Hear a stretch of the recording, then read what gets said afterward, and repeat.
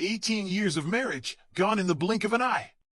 I'm 45, she's 42, and together we've built a life driven by ambition. She's a marketing executive at a renowned company. I hold a senior position at a software firm.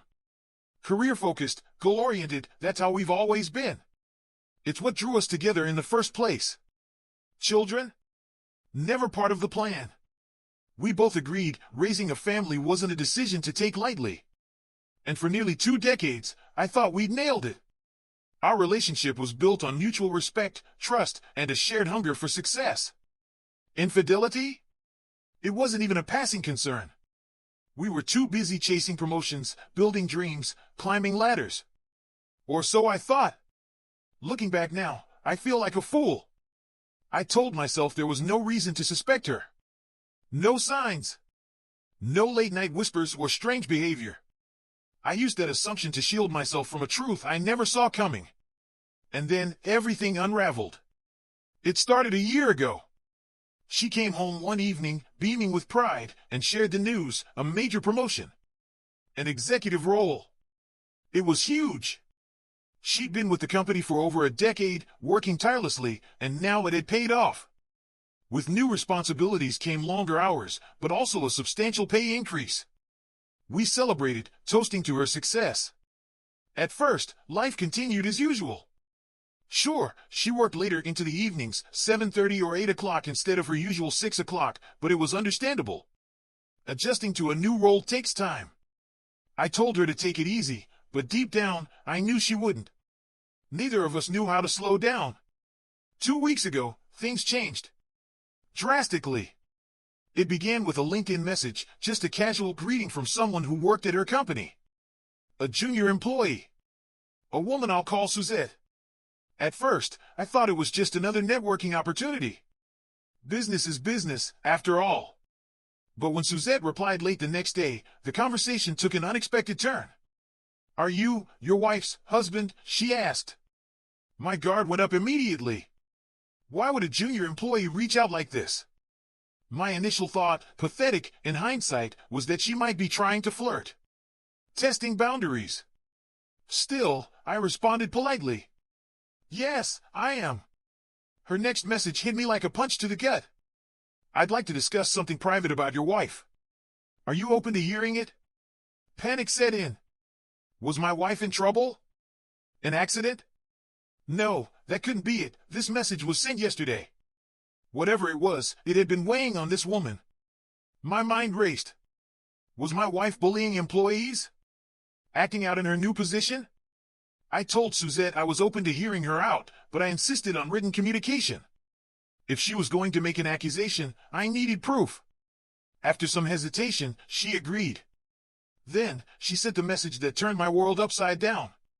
"I don't know if you'd rather not know, but your wife is sleeping with junior employees. If this is part of some agreement between you two, forgive me. But I felt it was unfair for you to be kept in the dark.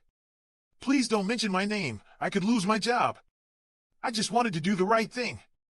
I stared at the screen, reading and rereading the words until they blurred together. Sleeping with junior employees? My wife? It seemed absurd. There had been no signs. She didn't come home smelling like cologne or perfume. Her behavior hadn't changed. But then I thought about those late nights, her extended hours. Could it really be true? My heart pounded as I finally typed a response. I thanked Suzette for her courage and assured her that her identity would remain confidential. But questions flooded my mind. Who were these employees? How long had this been going on? Was it happening at the office? Her reply was chilling. I overheard 2 of them talking about it. At first, I thought it was some crude inside joke, but they sounded serious. I've seen her whispering to one of them in secluded areas. It's been eating at me for months. I report directly to her, so speaking out feels like betrayal, but I couldn't keep this to myself any longer. Her words felt like daggers. 2 months. That's how long this shadow had lingered over my marriage. Suzette's account was detailed enough to be convincing, but I still couldn't fully believe it. This was my wife. My partner of nearly 2 decades. How had I missed the signs? Can you imagine the depths someone would sink to deceive you? That's the thought that kept haunting me. Could this be some jealous colleague plotting to destroy her family? I couldn't say for sure. And because I had never doubted my wife, not for a second, part of me clung to disbelief. Yet, somehow, this stranger's words felt disturbingly plausible. I thanked her profusely for her candor, assured her she'd remain anonymous, and promised to handle things my way. My instinct was to confront my wife immediately, see her reaction, force her to explain. But I knew better. It would be too easy for her to deny everything. The smarter play was patience. I needed proof. Real, undeniable proof. When she came home that evening, everything felt normal. Her smile, her laughter, it all seemed genuine. I mirrored her ease, playing the part of the oblivious husband. But in the back of my mind, plans were forming. For days later, my opportunity arrived. She left for the salon, leaving her laptop behind, a rare occurrence. My hands trembled as I opened it, knowing her password was no secret to me. Her MacBook's iMessage feature was a goldmine, syncing all her conversations. I started sifting through messages, looking for anything that connected to the accusations. It didn't take long. My heart sank when I opened a chat labeled DoorDash. The preview read, "I'll call you when I get back." I almost laughed at the absurdity of it, her labeling the lover as a food delivery service. But when I dove in, the tone of the messages wiped the humor away.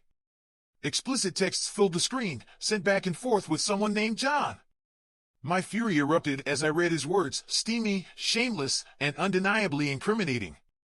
She hadn't sent him photos, but her responses to his were enthusiastic. I sat there, staring blankly at the screen, overwhelmed by a cocktail of rage and heartbreak. But it didn't end there. Driven by a need to know, I scoured her chats for more. And I found them, 2 more men, both her employees, both far younger. Their conversations were the same, flirtations peppered with occasional work-related exchanges. The images they shared made my stomach churn. None of them could have been older than 30. By the time I finished collecting screenshots as evidence, I was utterly numb.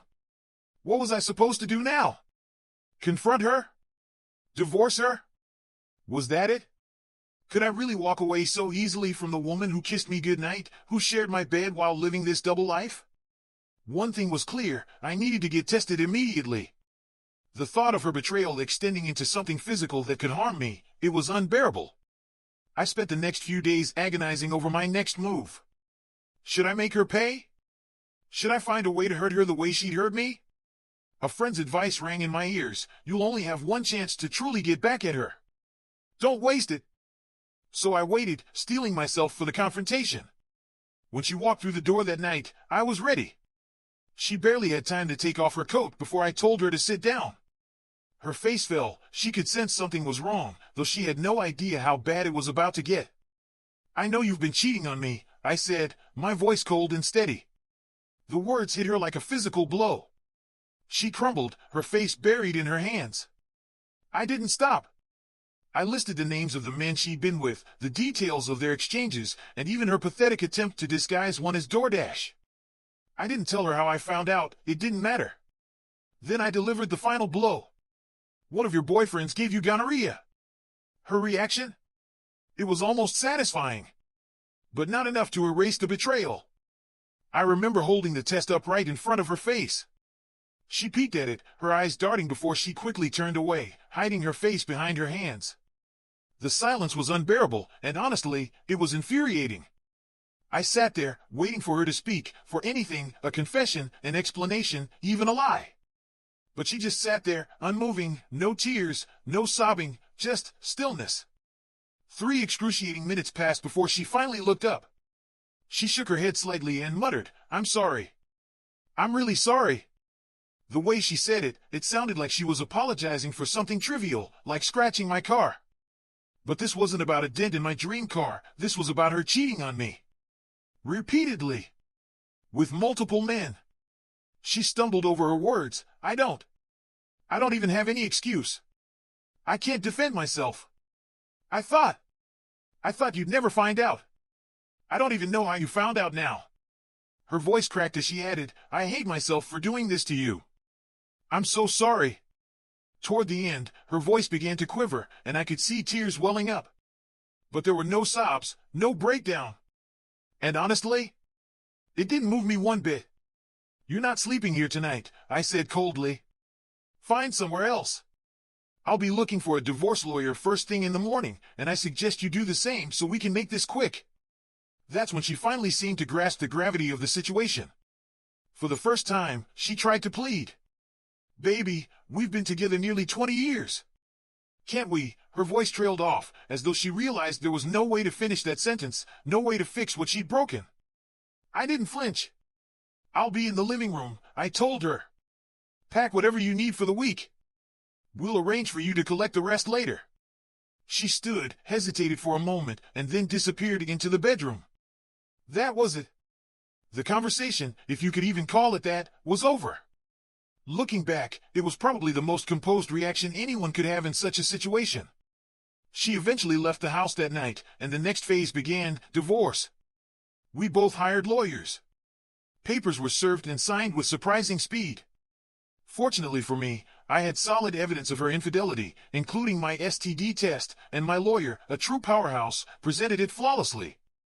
The proceedings took time, but in the end, everything worked in my favor. Her recent promotion meant she was now earning significantly more than me, so I received a rather generous alimony judgment. Truthfully, I didn't need the money, but I've decided to put it toward a hobby or two. The house was another win.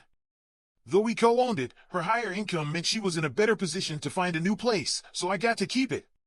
She kept her car, and I kept mine. It was as clean a split as one could hope for in such messy circumstances. But I wasn't done.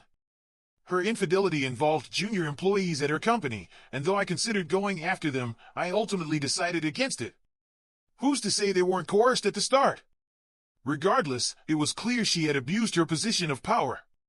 So, I made an anonymous report to her HR department, outlining how one of their top executives had been coercing junior employees into inappropriate relationships. I recommended they investigate. And they did. The investigation confirmed everything. More junior employees were questioned, and to my surprise, a fourth affair came to light, someone I hadn't even known about.